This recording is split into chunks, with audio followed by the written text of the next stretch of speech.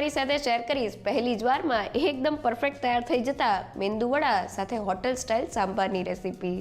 તો ઘરે મેંદુવડા બનાવવા ખૂબ જ સહેલા છે. બસ આપણે અમુક ટિપ્સ સાથે તેનું બેટર તૈયાર કરશું. સાથે તેને બનાવવાની બે અલગ રીત જોશું, જેનાથી તમારા મેંદુવડા પહેલી જ વારમાં એકદમ પરફેક્ટ શેપ સાથે તૈયાર થશે અને તે બહારથી એકદમ ક્રિસ્પી અને ખાવામાં સોફ્ટ રહેશે. સાથે સાંભારને આપણે એકદમ સહેલી રીતે પ્રેશર કુકરમાં તૈયાર કરશું, પણ તેને હોટલ જેવો સ્વાદ દેવા માટે એક ઇન્સ્ટન્ટ મસાલા પેસ્ટ તૈયાર કરશું, જેનાથી સાંભાર એટલો ટેસ્ટી બનશે કે ઘરના બધાને ભાવશે. તો ચાલો રેસીપી શરૂ કરીએ. એકદમ બજાર જેવા મેંદુવડા બનાવવા મેં અહીંયા 1 કપ જેટલી અડદની દાળ લીધેલી છે. તેમાં પાણી એડ કરીને તેને સારી રીતે ધોઈ લઈએ. તો અડદની દાળમાં થોડું ચીકાશનું પ્રમાણ રહેલું હોય છે, જેનાથી સોડા કે ઈનોના ઉપયોગ વગર પણ મેંદુવડા એકદમ ફૂલેલા તૈયાર થાય છે. તો ધોવાયેલી દાળનું બધું જ પાણી કાઢી લઈએ અને દાળ ફટાફટ પલળી જાય તેના માટે તેમાં થોડું ગરમ પાણી એડ કરી દઈએ અને તેને ઢાંકીને 3 થી 4 કલાક માટે પલાળી દઈએ. આપણી દાળ પલળે છે ત્યાં સુધી ફટાફટ સાંભાર બનાવવા મેં અહીંયા 1/4 કપ જેટલી તુવેરની દાળને થોડી વાર માટે પલાળી દીધેલી હતી. તો સાંભાર બનાવતી વખતે તુવેરની દાળનું પ્રમાણ આપણે વધુ પડતું નથી લેવાનું. હવે તેમાં 1/4 ટીસ્પૂન જેટલો હળદર પાવડર, સ્વાદ પ્રમાણે મીઠું અને દાળથી 5 ગણું એટલે કે 1/4 કપ જેટલું પાણી એડ કરી દઈએ અને બધી જ વસ્તુને મિક્સ કરી લઈએ. હવે કુકરનું ઢાંકણ બંધ કરીને મીડિયમ ગેસની ફ્લેમ પર 4 થી 5 વિસલ કરી લઈએ. તો આપણું દાળનું કુકર થાય છે ત્યાં સુધી સાંભારને હોટલ જેવો સ્વાદ દેવા માટે ઇન્સ્ટન્ટ મસાલા પેસ્ટ બનાવી લઈએ. તો મેં ફક્ત 2 મોટી ચમચી જેટલા નાળિયેરના પીસ લીધેલા છે. તમે તેની જગ્યાએ સૂકા નાળિયેરનો ઉપયોગ પણ કરી શકો છો. સાથે તેટલા જ પ્રમાણમાં એટલે કે 2 મોટી ચમચી જેટલી દાળિયાની દાળ લીધેલી છે. તો કોપરું સાંભારને એક ઓથેન્ટિક સ્વાદ આપે છે, જ્યારે દાળિયાની દાળથી સાંભારને એક થિકનેસ મળે છે. હવે તેમાં 1 સુધારેલું ટમેટું, 1 નંગ જેટલું લીલું મરચું, 1 ઇંચ જેટલા આદુનો ટુકડો અને 2 થી 3 લસણની કળી એડ કરી દઈએ. અને મેં અહીંયા 3 મોટી ચમચી જેટલો સાંભાર મસાલો લીધેલો છે. તમે કોઈ પણ કંપનીનો સાંભાર મસાલો લઈ શકો છો. હવે થોડું પાણી એડ કરીને બધી જ વસ્તુને ગ્રાઇન્ડ કરી લઈએ. તો બધી વસ્તુ ગ્રાઇન્ડ થઈને આપણી આ રીતની ઇન્સ્ટન્ટ પેસ્ટ તૈયાર થઈ ગઈ છે. આ પેસ્ટ સાથે સાંભારનો ટેસ્ટ એકદમ બજાર જેવો આવશે. અને હવે સાંભારમાં એડ કરવાના શાકભાજીને સાતળવા પેનમાં 3 મોટી ચમચી જેટલું તેલ એડ કરી દઈએ. હવે તેમાં અડધી ચમચી જેટલી રાઈ, અડધી ચમચી જેટલું જીરું એડ કરીને તેને સારી રીતે કકડવા દઈએ. હવે મેં અહીંયા 2 મીડિયમ સાઇઝની ડુંગળીને આ રીતના સ્ક્વેર પીસ કરી લીધેલા છે. તેને એડ કરીને ડુંગળી સેજ ટ્રાન્સપરન્ટ થાય ત્યાં સુધી તેને સાતરી લઈએ. તો લગભગ 2 મિનિટમાં જ આપણી ડુંગળી સારી રીતે સતળાઈ ગઈ છે. હવે મેં ડુંગળી જેટલા જ પ્રમાણમાં એટલે કે 2 મીડિયમ સાઇઝના ટમેટાના થોડા મોટા પીસ કરી લીધેલા છે. સાથે સ્વાદ પ્રમાણે મીઠું એડ કરીને ટમેટા સોફ્ટ થાય ત્યાં સુધી તેને સાતરી લઈએ. તો લગભગ 3 મિનિટ જેવું થઈ ગયું છે અને ટમેટા એકદમ સારી રીતે સતળાઈને સોફ્ટ થઈ ગયા છે. તો હવે મસાલામાં 1 ચમચી જેટલો હળદર પાવડર અને સાંભારનો કલર એકદમ સરસ આવે તેના માટે 1 મોટી ચમચી જેટલું કાશ્મીરી લાલ મરચું પાવડર એડ કરી દઈએ અને મસાલાને તેલમાં સારી રીતે સાતળી લઈએ. તો લગભગ 1 મિનિટમાં જ મસાલા એકદમ સારી રીતે સતરાઈ ગયા છે. તો હવે મેં થોડા શાકભાજી લીધેલા છે, જેમાં અડધા કપ જેટલા બટેટાના ટુકડા, 1 નંગ જેટલા રીંગણના ટુકડા, અડધા કપ જેટલા ગાજરના ટુકડા, અડધા કપ જેટલા દૂધીના ટુકડા અને 2 નંગ જેટલી સરગવાની સિંગ લીધેલી છે. તો હવે શાકભાજીને તેલમાં સારી રીતે સાતરી લઈએ. તો શાકભાજીનું માપ તમે તમારા ટેસ્ટ પ્રમાણે વધુ કે ઓછું કરી શકો છો. અને જો ઘરમાં કોઈ શાકભાજી ના હોય તો તમે ફક્ત દૂધી અને સરગવા સાથે પણ એકદમ હોટલ જેવો સાંભાર બનાવી શકો છો. તો બફાયેલી દાળમાં ડાયરેક્ટ શાકભાજી એડ કરવાને બદલે જો આપણે તેને આ રીતના તેલમાં સાતરીને સાંભારમાં એડ કરશું તો તેનો સ્વાદ એકદમ વધી જશે. તો આપણા શાકભાજી થોડા સતળાઈ ગયા છે. હવે ઢાંકણ બંધ કરીને તેને ફક્ત 2 મિનિટ માટે કૂક કરી લઈએ, જેથી મસાલાની એકદમ સરસ ફ્લેવર આપણા શાકભાજીમાં આવી જાય. તો 2 મિનિટ થઈ ગઈ છે. હવે ઢાંકણને ખોલી લઈએ. તો શાકભાજી મસાલાથી એકદમ સારી રીતે કોટ થઈને ફ્લેવરફુલ બની ગયા છે. તો ગેસની ફ્લેમ બંધ કરી દઈએ અને હવે કુકરને જોઈએ તો 4 વિસલ પછી આપણું કુકર એકદમ સારી રીતે ઠરી ગયું છે. હવે તેને ખોલી લઈએ. તો દાળ સારી રીતે બફાઈ ગઈ છે. હવે તેને વિસ્કરની મદદથી થોડી વિસ્ક કરીને સ્મૂથ કરી લઈએ. તો દાળ એકદમ સારી રીતે વિસ્ક થઈને સ્મૂથ થઈ ગઈ છે. હવે તેમાં સાતળેલા શાકભાજીને એડ કરી દઈએ. સાથે આપણી તૈયાર કરેલી મસાલા પેસ્ટને પણ એડ કરી દઈએ અને શાકભાજીને બાફવા માટે 1 કપ જેટલું ગરમ પાણી એડ કરી દઈએ અને બધી જ વસ્તુને મિક્સ કરી લઈએ. તો બધી વસ્તુ મિક્સ થઈને આપણા મિક્સરમાં આ રીતનો બોઇલ આવવા લાગ્યો છે. તો તો કુકરનું ઢાંકણ બંધ કરીને મીડિયમ ગેસની ફ્લેમ પર ફક્ત એક વિસલ કરી લઈએ. તો પ્રેશર કુકરમાં આપણો સાંભાર તૈયાર થઈ રહ્યો છે. અહીંયા આપણે દાળને પહેલાં બાફી લીધેલી છે. જો દાળ અને શાકભાજીને સાથે બાફત તો દાળને લીધે શાકભાજી ઓવરકુક થઈ જાત. પણ શાકભાજીને આ રીતના વઘાર કરીને સાંભારમાં એડ કરવાથી શાકભાજી ઉપર એક કોટિંગ થઈ જાય છે, સાથે તેમાં મસાલાની ફ્લેવર પણ એડ થઈ જાય છે. સાથે સાંભારને હોટલ જેવો સ્વાદ દેવા માટે આપણે તેમાં એક ઇન્સ્ટન્ટ મસાલા પેસ્ટ એડ કરેલી છે, જેનાથી સાંભારનો સ્વાદ એકદમ ઓથેન્ટિક આવશે. પણ જો તમારી પાસે સમય ના હોય તો તમે જ્યારે શાકભાજીને સાતળતા હોય ત્યારે જ તમારે તેમાં સાંભાર મસાલો એડ કરી દેવાનો છે, અને બસ પછી શાકભાજીને દાળ સાથે એડ કરશો તો પણ તમારો સાંભાર એકદમ ટેસ્ટી બનશે. તો હવે કુકરને ખોલીને જોઈ લઈએ. તો એક વિસલ થઈને આપણું કુકર ઠરી ગયું છે. હવે તેને ખોલી લઈએ. તો સાંભારનો કલર એકદમ બજાર જેવો તૈયાર થયો છે, અને શાકભાજીને ચેક કરીએ તો તે એકદમ સારી રીતે કૂક થઈને સોફ્ટ થઈ ગયા છે. તો એ સાંભારને પતલો કરવા માટે તેમાં થોડું પાણી એડ કરી દઈએ. તો અહીંયા સાંભારમાં પાણીનું પ્રમાણ તમારે તેને જે રીતના જાડો કે પતલો રાખવો હોય તે રીતે તમે એડ કરી શકો છો.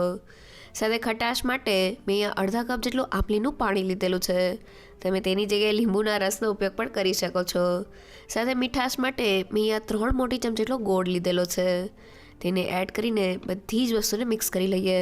તો હોટલ સ્ટાઇલ સાંભારમાં તીખાશ સાથે ખટાશ અને મીઠાશ બેલેન્સમાં હોય છે. અહીંયા આપણે ખટાશમાં આંબલીનો પલ્પ યુઝ કરેલો છે, અને ગોળ એડ કરવાથી તે બધા જ ટેસ્ટને બેલેન્સ કરી દે છે. અને હવે સાંભારને ધીમા ગેસ પર 5 થી 7 મિનિટ માટે ઉકળવા દઈએ. સાંભાર જેમ ઉકળે છે તેમ વધુ ફ્લેવરફુલ બને છે.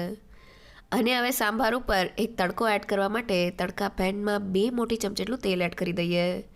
હવે તેમાં ફક્ત 1/4 ટીસ્પૂન જેટલી ચણાની દાળ એડ કરીને દાળને સેજ ગોલ્ડન બ્રાઉન થાય ત્યાં સુધી સાતળી લઈએ. તો દાળ સારી રીતે સતળાઈ ગઈ છે. હવે 1/4 ટીસ્પૂન જેટલી રાઈ, ફક્ત 1/4 ટીસ્પૂન જેટલા મેથીના દાણા, થોડા લીમડાના પાન, 2 સૂકા લાલ મરચાં એડ કરીને સારી રીતે સાતળી લઈએ. અને હવે તૈયાર થયેલા વઘારને સાંભારમાં એડ કરી દઈએ. સાથે થોડા કોથમીરના પાન એડ કરીને બધી જ વસ્તુને મિક્સ કરી લઈએ. તો તૈયાર થયેલા સાંભાર ઉપર આ રીતના તડકો એડ કરવાથી તે એકદમ ફ્લેવરફુલ લાગે છે. તો જોતાં જ ખાવાનું મન થઈ જાય એવો આપણો ટેસ્ટી સાંભાર તૈયાર થઈ ગયો છે. તો પ્રેશર કુકરમાં કોઈ પણ જાતની ઝંઝટ વગર આપણો એકદમ ટેસ્ટી સાંભાર તૈયાર થઈ ગયો છે. તૈયાર થયેલા સાંભાર ઉપર એક તડકો કરવાથી તેનો સ્વાદ 100 ગણો વધી જાય છે. તો ગરમા ગરમ સાંભાર સાથે ખાવાની મજા આવે તેવા મેંદુ વડા બનાવી લઈએ. અને હવે દાળને જોઈએ તો 3 થી 4 કલાક પછી દાળ એકદમ સારી રીતે પલળી ગઈ છે. હાથેથી દાળનો દાણો દબાવીએ તો તે સારી રીતે તૂટી જાય છે. તો દાળમાં રહેલું બધું જ પાણી ચાયણાની મદદથી કાઢી લઈએ. તો ચાયણામાં દાળનું બધું જ પાણી એકદમ સારી રીતે નીકળી ગયું છે. હવે તેને પીસવા માટે મિક્સર જારમાં એડ કરી દઈએ. સાથે અડધા કપ જેટલું ઠંડુ પાણી એડ કરી દઈએ. તમે તેની જગ્યાએ બરફનો ઉપયોગ પણ કરી શકો છો. અને દાળને સારી રીતે ગ્રાઇન્ડ કરી લઈએ. તો દાળ સારી રીતે ગ્રાઇન્ડ થઈને તેની આ રીતની થીક પેસ્ટ તૈયાર થઈ ગઈ છે. હાથમાં લઈને પેસ્ટને જોઈએ તો તે આ રીતની સેજ દરદરી છે. આપણે તેને સ્મૂથ નથી કરવાની. તો હવે તેને મિક્સિંગ બાઉલમાં કાઢી લઈએ. અને હવે તેમાં સ્વાદ પ્રમાણે મીઠું એડ કરીને દાળને હાથની મદદથી 3 થી 4 મિનિટ માટે ફેટી લઈએ, જેથી થોડી લાઇટ અને ફ્લફી તૈયાર થઈ જાય. તો લગભગ 3 થી 4 મિનિટ જેવું થઈ ગયું છે અને દાળ એકદમ સારી રીતે ફેટાઈ ગઈ છે. દાળના બેટરને વાટકામાં રહેલા પાણીમાં એડ કરીએ તો તમે જોઈ શકો છો કે તે પાણી ઉપર આ રીતના ફ્લોટ કરે છે. મીન્સ તે એકદમ સારી રીતે ફેટાઈ ગઈ છે. તો મેંદુવડા માટેનું આપણું બેટર તૈયાર થઈ ગયું છે. બેટરને પીસતી વખતે ઠંડા પાણીનો ઉપયોગ કરવાથી મિક્સર જારની ગરમી જરા પણ દાળને નથી લાગતી, જેનાથી દાળ એકદમ સારી રીતે પીસાઈ જાય છે, સાથે તે ફૂલી પણ જાય છે. સાથે તૈયાર થયેલા બેટરને થોડી વાર ફેટવાથી તેમાં હવાના કણ ભરાય છે, અને મેંદુવડા કોઈ પણ જાતના સોડા કે ઈનોના ઉપયોગ વગર એકદમ ફૂલેલા તૈયાર થાય છે. તો હવે બેટર સાથે મેંદુવડાને બનાવવાની 2 અલગ રીત જોઈ લઈએ. તો આ બેટરમાં અડધી ચમચી જેટલું જીરું, અડધી ચમચી જેટલા અધકચરા ક્રશ કરેલા કાળા મરીનો પાવડર, થોડા સુધારેલા લીમડાના પાન, 1 ચમચી જેટલા લીલા મરચાંના ટુકડા, 1 ચમચી જેટલા આદુના ટુકડા, અને મેં અહીંયા 2 મોટી ચમચી ઝીણી સુધારેલી ડુંગળી લીધેલી છે. જો તમે ડુંગળી ના ખાતા હોય તો તેને સ્કીપ પણ કરી શકો છો. સાથે 1 પિંચ જેટલી હિંગ અને થોડા કોથમીરના પાન એડ કરીને બધી જ વસ્તુને મિક્સ કરી લઈએ. તો બધી વસ્તુ મિક્સ થઈને આપણું વડા માટેનું બેટર તૈયાર થઈ ગયું છે. તો હાથેથી પાડવાની ઝંઝટ વગર વડાને એકદમ ઇઝીલી તૈયાર કરવા માટે મેં અહીંયા આ રીતનો ગ્લાસ લીધેલો છે. તેની ઉપર આ રીતનું કોઈ પણ કોટનનું કપડું રાખી દઈએ, અને તેની ઉપર આ રીતના કટ કરેલું પ્લાસ્ટિક રાખીને બંને વસ્તુને રબર બેન્ડથી ટાઈટ કરી લઈએ. તો કપડા ઉપર કટ કરેલું પ્લાસ્ટિક રાખવાથી બેટર એકદમ ઇઝીલી તેલમાં એડ થઈ જાય છે. તો હવે વડાને તળવા માટે મેં તેલને ગરમ કરી લીધેલું છે. થોડું બેટર એડ કરીને તેલનું ટેમ્પરેચર ચેક કરીએ તો તમે જોઈ શકો છો કે તે થોડી વારમાં તરત જ ઉપર આવે છે. મીન્સ આપણું તેલ મીડિયમ ગરમ છે.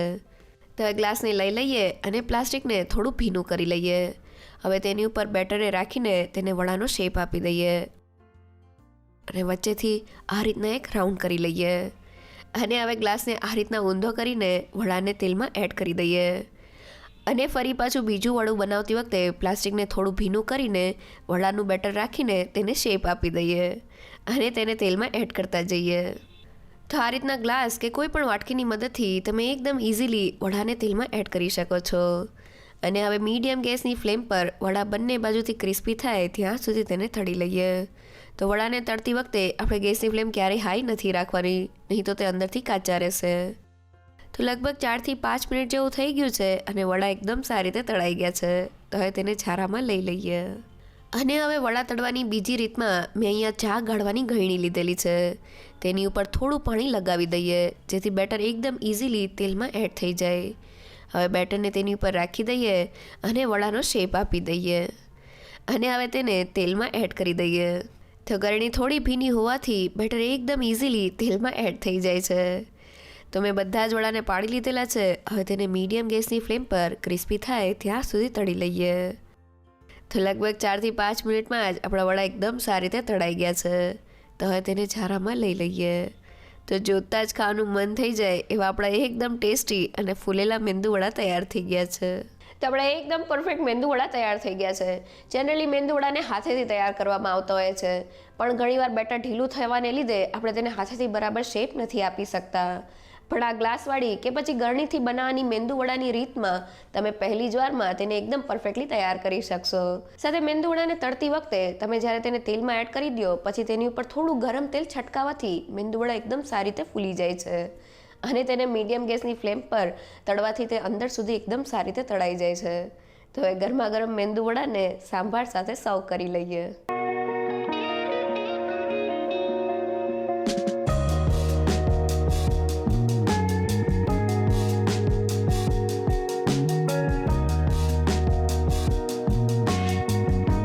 તો ઘરે પહેલી જ વારમાં એકદમ હોટલ સ્ટાઇલ સાંભાર સાથે મેંદુ વડા બનાવવાની રેસીપી જો તમને ગમી હોય તો મને કમેન્ટ સેક્શનમાં જરૂરથી કહેજો. સાથે મારા વિડીયોને લાઇક અને ફ્રેન્ડ્સ અને ફેમિલીમાં શેર કરજો અને મારી ચેનલને સબસ્ક્રાઈબ કરવાનું ના ભૂલશો. તો ફરી મળીએ એક નવી રેસીપી સાથે.